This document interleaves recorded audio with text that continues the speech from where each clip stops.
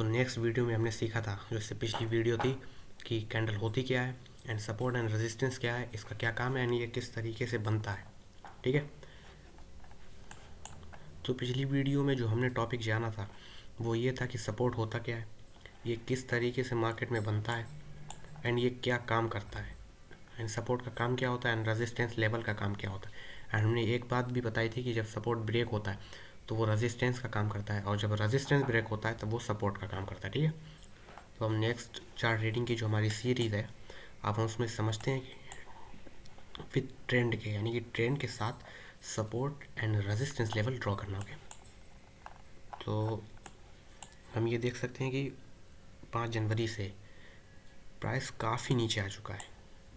Price का जो अभी तक का लो बना है 5 जनवरी से, जो हायर लो बना है वो बना है 1440। एंड प्राइस कहाँ से वापस आया, प्राइस आया 1610 से। ठीक है, तो 200 के 180 के आसपास का हमें गैप देखने को मिला है, जो प्राइस ने डाउनफॉल दिया नीचे को। ठीक, तो पहले हम ड्रॉ करते हैं एक ट्रेंड लाइन, जिससे हमें पता लगे कि ये डाउन ट्रेंड है, क्योंकि प्राइस नीचे आया है तो ऑब्वियसली ये डाउन ट्रेंड है। ओके, तो हमने उस दिन क्या बताया था कि ज़्यादातर बॉडीज़ को कनेक्ट करते हुए हम एक ट्रेंड लाइन ड्रॉ करेंगे। फॉर एग्जाम्पल, ओके, तो ये हमारी ट्रेंड लाइन ड्रॉ हो गई। ठीक है, क्योंकि इसमें ज़्यादातर बॉडीज़ जो है वो ट्रेंड लाइन से कनेक्ट है, हम इसको ग्रीन कर देते हैं क्योंकि ये एक रेजिस्टेंस का काम कर रही है। अब हमें नीचे दिख रहा होगा कि प्राइस इस लेवल से मल्टीपल टाइम रिजेक्ट हुआ है, इसके अपोजिट क्या है। तो अब हम यहाँ पर एक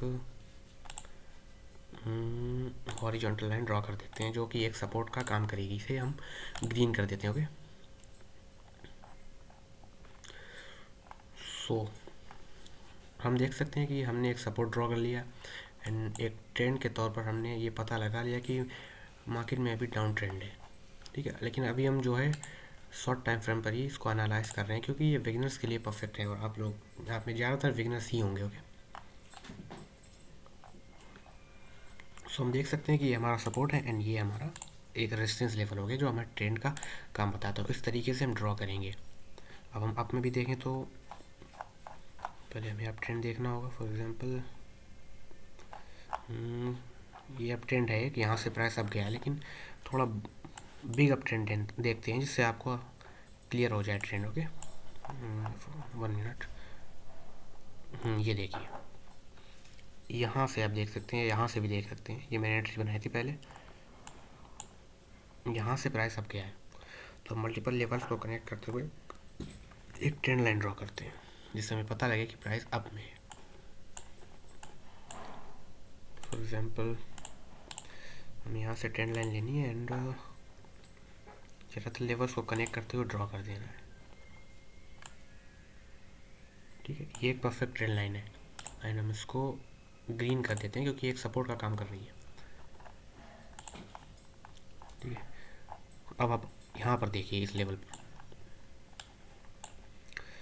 प्राइस अप आया, फिर नीचे आया, फिर अप गया, फिर नीचे आया, यानी ये एक रेजिस्टेंस लेवल था जिसने प्राइस को मल्टीपल टाइम रिजेक्ट किया, यानी कि एक स्ट्रॉन्ग लेवल था। जैसे कि मैंने बताया था कि प्राइस जब सपोर्ट ब्रेक होता है तब वो रेजिस्टेंस का काम करता है, और रेजिस्टेंस जब ब्रेक होता है तब वो सपोर्ट का काम करता है। ओके, तो आप देख सकते हैं कि मैंने इस यहाँ पर एक हॉरिजॉन्टल लाइन ड्रॉ कर दी है, जो कि बताती है कि एक रेजिस्टेंस लेवल है। तो हमें ये क्लियर हो गया कि किस तरीके से ट्रेंड में सपोर्ट एंड रेजिस्टेंस ड्रॉ करते हैं। ठीक है, अब मैं आपसे यह नहीं कह रहा कि आप यहाँ पर कहीं पर एंट्री ले लो, क्योंकि मैं कोई आपको एंट्री बताने नहीं आया कि आप इस लेवल पर ही एंट्री लो, आपको अपनी एनालिसिस करनी है। मैं आपको बस सिखाने आया हूँ जो मेथड्स मुझे आते हैं, जो मेथड्स एग्जैक्ट मार्केट में काम करते हैं।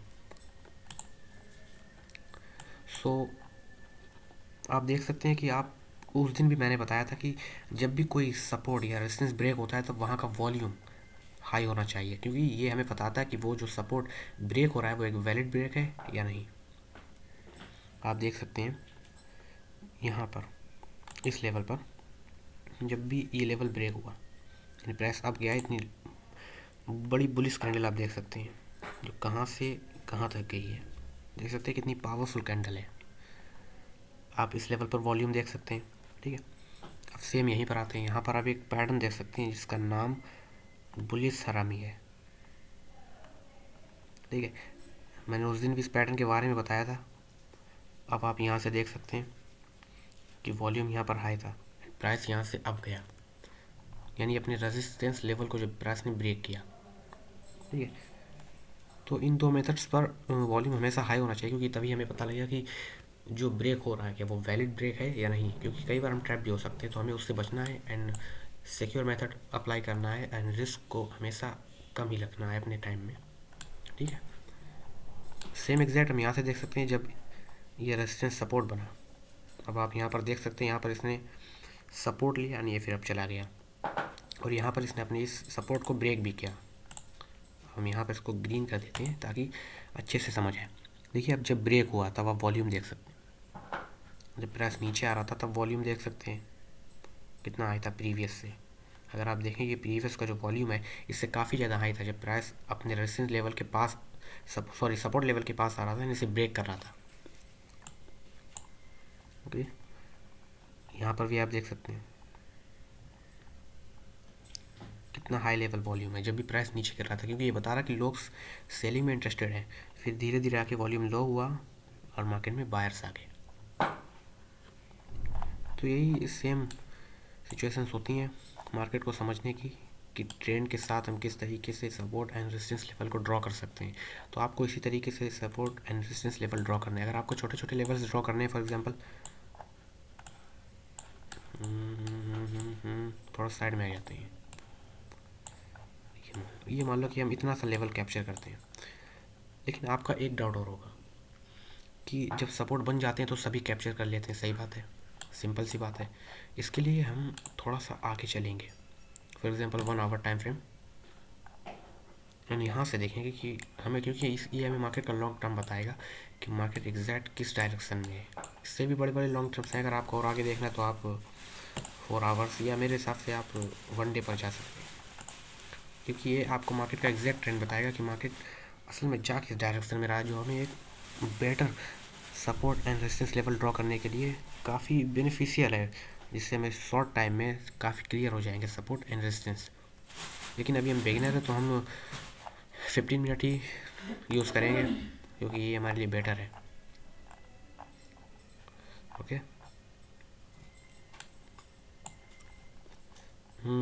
हाँ, तो आप यहाँ पर देख सकते हैं उस दिन हमने ट्रेंड को भी समझा था कि प्राइस किस तरीके से नीचे आता है ऊपर जाता है, तो उस सभी को दोबारा बता देते हैं ताकि आपको क्लियर हो जाए चीज़ें। डाउ थ्योरी जो मैंने बताया था कि डाउ थ्योरी यानी कि प्राइस जिस तरीके से नीचे गिरता है यानी जिस तरीके से ऊपर जाता है, क्योंकि जब भी प्राइस ऊपर जाता है तो हायर लो हायर हाइस बनाते हो जाता है, जब भी प्राइस नीचे करता है तो lower low and lower high बनाता है।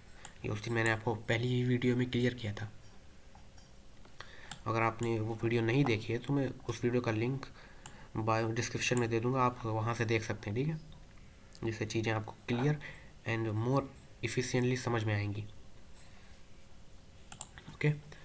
तो आप यहाँ पर भी देख सकते हैं जब मार्केट ने गैप अप यानी गैप डाउन ओपनिंग की, गैप डाउन ओपनिंग मतलब यहाँ पर आप ये गैप देख रहे हैं ना, यहाँ पर कोई कैंडल नहीं है, क्योंकि ज़्यादातर कैंडल हर एक प्राइस को फिल करते हुए नीचे या ऊपर जाती है, लेकिन यहाँ पर कोई कैंडल नहीं है। या तो किसी इवेंट के द्वारा होता है या कोई मार्केट में कोई भी ऐसी न्यूज़ आती है जिसका इम्पैक्ट हमें देखने को मिलता है।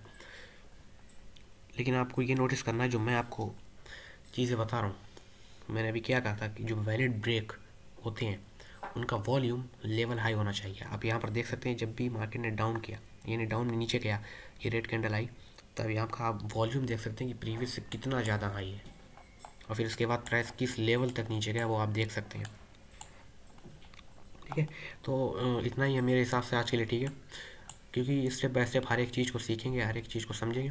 एंड अगर आप इस सीरीज़ में नए हैं तो इसको सब्सक्राइब करें चैनल को एंड फॉलो करें, इससे आने वाली हर एक वीडियो आप तक पहुंच सके। एंड ये सीरीज़ काफ़ी बेनिफिशियल होने वाली, क्योंकि वो बातें जो मैं आपको बताऊंगा शायद ही कोई आपको बताएगा, क्योंकि हम यहाँ पर एकदम रियल बात करेंगे, जो भी चीज़ हो उनको इन डेप्थ समझेंगे एंड स्टेप बाय स्टेप समझेंगे, हर एक लेवल से जो चीज़ें हमें आनी चाहिए।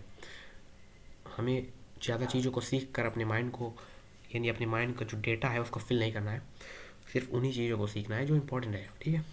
तो आज की वीडियो में इतना ही, फिर मिलते हैं। Keep learning, keep growing.